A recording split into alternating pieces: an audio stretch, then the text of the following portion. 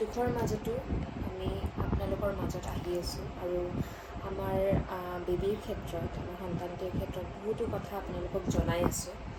Actually কি হয় বহুতে কমেণ্ট কৰিছে যে আপোনালোক কেনেকুৱা পেৰেণ্টছ হ'ব পাৰে যে আপোনালোকে কেমেৰা ফেচ কৰিব পাৰিছে। কিছুমানে কমেণ্ট কৰিছে যে ইমান দুখাতময় বস্তুবোৰ আপোনালোকে কেনেকৈ শ্বুট কৰি থৈছে বা কেনেকৈ আপোনালোকে এডিট কৰি মানে ছ'চিয়েল নেটৱৰ্কত দি আছে। একচুৱেলি এইটো ক্ষেত্ৰত কথাটো ক'ব খুজিছোঁ যে যিখিনি বস্তু আছিল আৰু বা যিখিনি বস্তু আমি দি আছোঁ সেইখিনি আমাৰ আগতে শ্বুট কৰা যেতিয়া বেবী আছিল বা যেতিয়া তাৰ কাৰণে এক্সাইটেড হৈ আছিলোঁ। অনলি আমি আমাৰ পুলিচৰ সঁহাৰি লোৱাটো বা ডিচিছৰ সঁহাৰি লৈছোঁ আৰু ঘটনা কি হৈছে সেইখিনিহে আমি বনাই দিছোঁ। আৰু এডিটিঙৰ ক্ষেত্ৰত সেইখিনি কথা আপোনালোকক জনাইছোঁ যে এডিটিং আগতেতো ময়ে কৰিছিলোঁ, কিন্তু এতিয়া যিহেতু আমি দুজনে ষ্টেবল নহয়, আমি আমাৰ এডিটিং পাৰ্চন ৰখা হৈছে। তেওঁলোকে আমাক সেইখিনি কৰি দিয়ে কামৰ কাৰণে। কাৰণ আমাৰ অকল ব্লগ চেনেলটো নহয়, আমাৰ কভাৰ চেনেলো আছে, আপোনালোকে চাব পাৰে জান ভাস্কৰ বুলি, আৰু এটা মোৰো বৰ্ষা দাস অফিচিয়েল বুলি চেনেল আছে। চ' আৰু বৰ্ষা ভাস্কৰ চেনেলটো আছে। চ' তিনিটা চেনেলে তেওঁ মেনেজ কৰে। চ' গোটেইখিনি কাম তেওঁলোকে কৰে।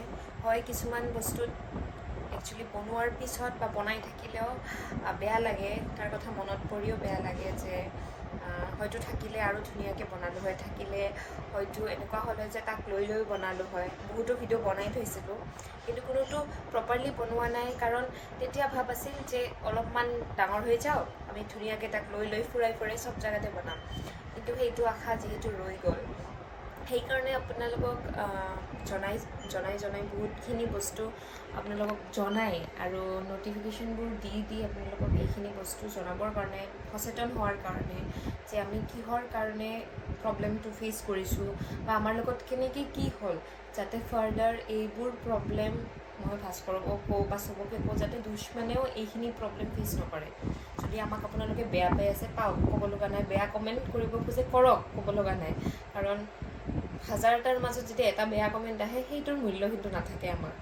সেইটোৱে কৰক, আপোনালোকে বেয়া কমেণ্ট ক'ব লগা নাই। কিন্তু আমাৰ যোনখিনি মেছেজ আপোনালোকলৈকে যে এইখিনি আপোনালোকে কৰিব হয়তো নালাগে, এইখিনি কৰাৰ আগতে সচেতন হ'ব লাগে, সেইটো আপুনি নিজৰ ক্ষেত্ৰত হওক বা আপোনালোকৰ ওচৰ চুবুৰীয়া হওক, আপোনালোকৰ নিজৰ ফেমিলিৰ ক্ষেত্ৰত হওক, সেইটো যাতে আপোনালোকে মানি চলে, সেইখিনি জনোৱাৰ কাৰণে আমি ভিডিঅ'বোৰ আগবঢ়াই দিওঁ।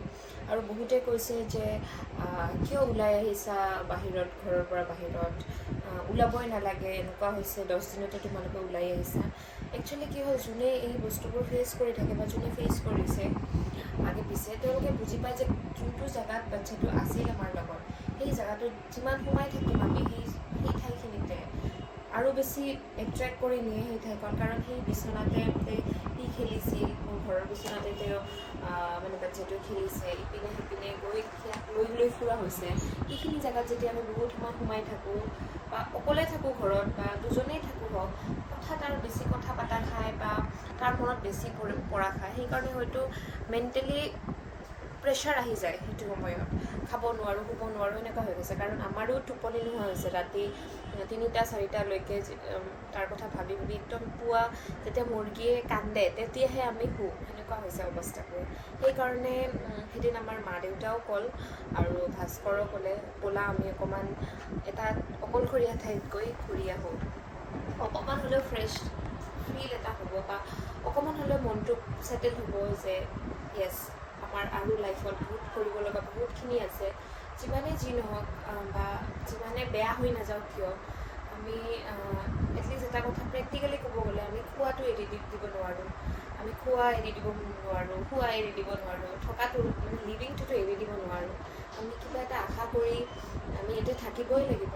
হয়, আৰু আজি ভিডিঅ'টো লৈ আহিছোঁ, বহুতে জনাইছিল যে তোমালোকে কি চেকআপ বা বহুতে কুৱেশ্যন কৰিছিল যে তোমালোকে কি চেকআপবোৰ ভালকৈ লোৱা নাই নেকি, সেইসকলৰ বাবে ভিডিঅ'টো কৰিছোঁ। একচুৱেলি আমাৰ প্ৰেগনেঞ্চিৰ সময়ত আমাক 5টা ছেকশ্যনত চেকআপ ভগাই দিয়া হয়। ফাৰ্ষ্ট অফ অল, যেতিয়া আমি প্ৰেগনেঞ্চিত ন'ন হওঁ, আমি বা প্ৰেগনেঞ্চি যেতিয়া আমি গম পাওঁ যে আমি প্ৰেগনেণ্ট, ঘৰৰ কেজুৱেল কিট টেষ্টত বা যিকোনো চিমটমছত গম পাওঁ যে আমি প্ৰেগনেণ্ট, তেতিয়া আমি হয়তো 1.5 মাহ বা 2 মাহৰ পিছতে ডক্টৰৰ তাতে যাওঁ। ডক্টৰে 1.5 মাহৰ 2 মাহৰ পিছত এনে এটা চেকআপ কৰে, যোনটোত ছ'ন'গ্ৰাফি মেনশ্যন নহয়, একচুৱেলি নকৰে প্ৰায়ভাগে, কিছুমানে কৰে।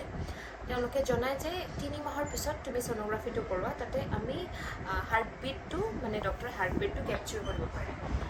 চ' আমাৰো ক্ষেত্ৰত এনেকুৱা হৈছিল, আমি 3 মাহত 2 মাহতে আছিল 3 মাহতো কৰিছিলোঁ আৰু এবাৰ আমি 2 মাহতো কৰিছিলোঁ। কাৰণ ডক্টৰে কৈছিল যে 2 মাহত ক্লিয়াৰলি নাহে, কাৰোবাৰ ক্ষেত্ৰত কোনোবাৰ ক্ষেত্ৰত 2 মাহত হাৰ্টবিটটো পোৱা নাযায়, কিন্তু কোনোবাৰ ক্ষেত্ৰত পোৱা যায়। যিহেতু ডক্টৰে ক'ল যে 2 মাহত এবাৰ আমি টেষ্ট কৰি চাওঁ, ছ'ন'গ্ৰাফি কৰি চাওঁ, সেইকাৰণে আমি 2 মাহত ফাৰ্ষ্ট চেকআপটো কৰিলোঁ। ফাৰ্ষ্ট চেকআপৰ মতে গোটেইখিনি বস্তু ঠিক আছে আৰু 2 মাহত তাৰ হাৰ্টবিটটো 175 আছিল। মই ৰিপৰ্টছখিনিও আপোনালোকক দেখাম লাহেকৈ 175 আছিল আৰু এই 175 ন 176 হয় 176 আছিল। তো এনেকৈ হাৰ্টবিট চব নৰ্মেল আছিল, মানে যিখিনি হ'ব লাগে বা যিখিনি গ্ৰ'থ হ'ব লাগে ধুনীয়াকৈ হৈ আছে। আৰু তাৰপিছত আমি চেকআপ কৰিলোঁ নিয়াৰ এবাউট 3 মান্থছৰ পিছত। 3 মান্থছৰ পিছত যদিও আমাৰ সেই হাৰ্টবিটটো পাইছিল, কিন্তু যিহেতু একদম প্ৰিমেচিয়ৰ হৈ থাকে সেইখিনি সময়ত, একদম আৰ্লি প্ৰেগনেঞ্চি হয়, কিছুমান আৰু বস্তু যোনটো পাব লাগে সেইখিনি পোৱা নাছিল সেইখিনি সময়ত।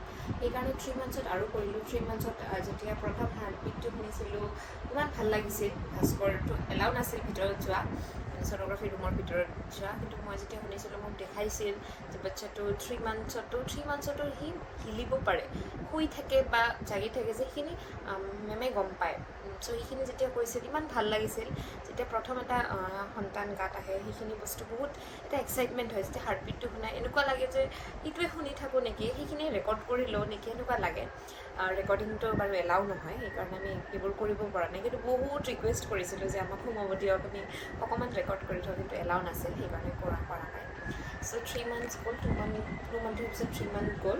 তাৰপিছত আমি ফিফ্থ মান্থ একচুৱেলি 20 উইকছৰ পৰা 24 উইকছৰ মাজত এটা মেজৰ মানে চেকআপ হয়। মেজৰ চেকআপ মানে কিয় কৈছোঁ, সেইটো স্কেনটোক এনুমেলি স্কেন বুলি কোৱা হয় বা এনুমেলি চেকআপ বুলি কোৱা হয়। সেই চেকআপত আপুনি গোটেইখিনি বাচ্ছাৰ গোটেই ডেভেলপমেণ্টছখিনি, কিডনি, লাংছ, আইজ, নোজ, হেড, এভৰিথিং, এটা হিউমেন বডিত যোনখিনি বস্তু দৰকাৰ বা যিখিনি আছে আমাৰ যিখিনি বস্তু দি আমাৰ হিউমেন বডি চলে, গোটেইখিনি টেষ্ট কৰা হয়।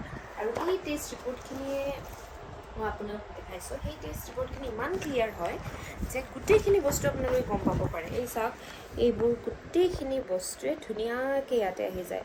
প্লেচেণ্টা, লিকুইড কিমান আছে প্লেচেণ্টাত, কিমান চেণ্টিমিটাৰত আছে লিকুইড, কিমান আছে, তাৰপিছত ফিটেল ডেভেলপমেণ্ট ষ্টেট, তাৰপিছত এইখিনি গোটেইখিনি ফেচিয়েল কেনেকুৱা হৈ আছে। আমাৰ হাৰ্টবিটটো আছিল ইয়াতে নেকি, এইটো 5 মাহত 150 BPM আছিল। এইটো হাৰ্টবিটটো 5 মাহত এইটো আছিল আমাৰ হাৰ্টবিটটো। 150 আৰু তাৰ লগতে এইখিনি দেখা গৈছোঁ, এইখিনি স্পাইনেল কৰ্ড, লগতে cardiac, lungs, stomach, kidney, everything, এইখিনি গোটেইখিনি ধুনীয়াকৈ আমাক ইয়াতে লিখি দিয়া হৈছে। যোনখিনি স্পেচিয়েলি ইয়াতে কিডনিখিনিও নৰ্মেলি ৰিপেয়াৰ হোৱা বুলি গোটেইখিনি লিখি দিয়া হৈছিল। মানে 5 মাহত যেতিয়া আমি হেৰি কৰিছিলোঁ তেতিয়া আমাৰ সময়টো হোৱা নাছিল, সময় নথকাৰ কাৰণে আমাৰ কিডনিটো ইয়াতে অলপ ভালকৈ দেখা পোৱা নাছিল। যিহেতু মই কৈছোঁ যে 20 উইকছৰ পৰা 24 উইকছলৈকে হয়, সেইকাৰণে আমি একদম আৰ্লি 19 উইকছ মানতে গৈছিলোঁ। 20 হৈছিল, 20 জাষ্ট হৈছিল তেতিয়াই গৈছিলোঁ। তেতিয়া আমাৰ কিডনি ভিজুৱেল নাছিল, কিন্তু আমি আৰু 2-3 সপ্তাহ পিছত গৈছিলোঁ, তেতিয়া পুৰা এইটো ধুনীয়াকৈ দেখাইছে, কিডনি নৰ্মেল আছিল, ধুনীয়াকৈ পাই গ'লোঁ। আৰু চবতছে মানে ভাল লগা বস্তুটো হৈছে কেনেকুৱা, আমাৰ বাবুৰ যিটো একদম আমি এন'মেলি স্কিনত যেনেকুৱা দেখা পাইছোঁ, যেনেকুৱা দেখাইছে, আমাৰ বাবু একদম তেনেকুৱাই আছিল। এইটো চাওক আপোনালোকে, এইখিনি একদম মানে যেতিয়া আমি এইখন দেখা পালোঁ এন'মেলি স্কিনত, যেতিয়া আমাক দেখুৱালে, তেতিয়া মানে এনেকুৱা মানে আমি তেতিয়াই অলপ থিৰাং কৰিছিলোঁ আমাৰ বাবুই হ'ব নেকি, তেনেকৈ মানে বিৰাট, কিন্তু মোৰ ফালৰ পৰা বিৰাট ছোৱালী আশা কৰিছিলোঁ, কিন্তু লাষ্টত আমি তাৰপিছত গম পালোঁ যে মুখখন চাই কিন্তু বাবুৰ নিচিনাই লাগিছে। আৰু তাৰপিছত একদম একচুৱেলি ভেদভাৱ নাই, কিন্তু আৰু তথাপিও চাওকচোন, আচলতে এইবিলাক এটা স্মৃতি আছিল ন, এটা মনত কিবা এটা ভাৱ ভাল লাগিছিল। ভাল লগাৰ ফলত মানে এতিয়া খুব মনত শান্তি লাগে আৰু যদিও দুখ আছে, দুখৰ মাজত আৰু এইবিলাক সুখৰ কিছুমান কথা আৰু চাওকচোন, এইবিলাক ধুনীয়া কৰি ইমান ধুনীয়াকৈ দেখা পোৱা যায়। আৰু হাৰ্টবিটৰ এইখিনি বস্তু আছিল, গোটেইখিনি আপোনালোকে যেতিয়া 20 উইকছ পাৰ হ'ব, আপোনালোকে এন'মেলি স্কেন আপোনালোকক ডক্টৰ কৰিবই ক'ব, তেতিয়া আপোনালোকে গোটেইখিনি দেখা পাব ইয়াতে। আৰু গোটেই ৰিপৰ্টখিনি ইয়াতে ধুনীয়া কৰি আছে, ইয়াতে গোটেইখিনি বস্তু আছে ইয়াতে। আৰু এইখন হৈছে আমাৰ 5 মাহত এন'মেলি স্কেন। আৰু এই এন'মেলি স্কেনটো এইকাৰণে কৰে কাৰণ আমি জানিব মন যায় ন, আমাৰ বেবীটো কেনেকুৱা আছে, ভাল আছে নে বেয়া আছে নে কিবা বেলেগ কিবা হ'বও পাৰে। তেনেকুৱা ক্ষেত্ৰত গোটেইখিনি চেকআপ কৰা হয় আৰু ধুনীয়া কৰি চেকআপ কৰে। এইখিনিলৈকে আমি কোনো প্ৰব্লেম পোৱা নাই। তাৰপিছত আমাৰ 7 মান্থ চেকআপ এটা হ'ল, হয়, তাৰপিছত হ'ল লাষ্ট 9 মান্থত, মিডিলত 8 মান্থ চেকআপ আমাৰ ছ'ন'গ্ৰাফি হোৱা নাই, জাষ্ট নৰ্মেল চাইছে। চ' সেইখিনিয়ে। তুমি কিবা ক'বা? একো নকওঁ, আৰু নকওঁ মানে যিসকল আচলতে আমিও জনা নাছিলোঁ, আৰু এতিয়া নিজে যেতিয়া আমি প্ৰেক্টিকেল কামবিলাক কৰোঁ তেতিয়া গম পাওঁ। যেতিয়া বৰষাক লৈ গৈছিলোঁ চেকআপত, তেতিয়া গম পোৱা হ'লোঁ যে এইখিনি বস্তু এনেকুৱা টাইমত কৰিব লাগে, তেনেকৈ গম পোৱা হ'লোঁ লাহে লাহে। আৰু সেইকাৰণে আপোনালোকৰ সন্মুখত ভিডিঅ'বিলাক দিলোঁ আৰু আগবঢ়ালোঁ, যাতে আপোনালোকে যদি কোনোবা ফ্ৰেণ্ডছ আছে তেনেকুৱা যে বোলে কেনেকৈ কি কৰিলে ভাল হয়, কেনেকৈ কি নকৰিলে মানে চবখিনি জানিবৰ কাৰণে দিছোঁ আচলতে ভিডিঅ'বিলাক। আপোনালোকে 5 মাহত এই চেকআপটো কৰিব। ইতিমধ্যে ডক্টৰে কয়, কিছুমানে কিন্তু ডক্টৰে কোৱাৰ পিছতো কিছুমানে নকৰে সেই চেকআপটো। নকৰোঁ আজি আমাৰ ঘৰতে আছে মানে তেনেকৈ কেতিয়াও কৰা নাই সেইবিলাক, কিন্তু আমি কৰিলোঁ। আমি কৰি পেলাইও যদি পিছত বেয়া ফল পাওঁ, সেইটো আৰু কপালৰ লিখন, সেইটো কোনেও হেৰি কৰিব নোৱাৰে, মুচিব নোৱাৰে। আৰু এইখিনিতে এটা কথা, ব্ৰেষ্ট মিল্কৰ কথা আমাক কমেণ্ট কৰি জনাইছে ইতিমধ্যে কোনোবাই যে ব্ৰেষ্ট মিল্কখিনি উলিয়াই দিয়াৰ চেষ্টা কৰিব আপোনালোকে। সেইখিনি আমি ডক্টৰৰ ওচৰত কথা পাতি ডক্টৰৰ পৰা ঔষধ লোৱা হৈছে ইতিমধ্যে, আৰু বৰষা খাইছে ইতিমধ্যে। কাৰণ যেনেকৈ ডক্টৰে কয় আমি তেনেকৈ চলিব লাগিব। কাৰণ আমি ডক্টৰক আগৰ পৰাই কৈছোঁ যে ডক্টৰক আমি ভগৱান বুলিয়ে ভাবোঁ।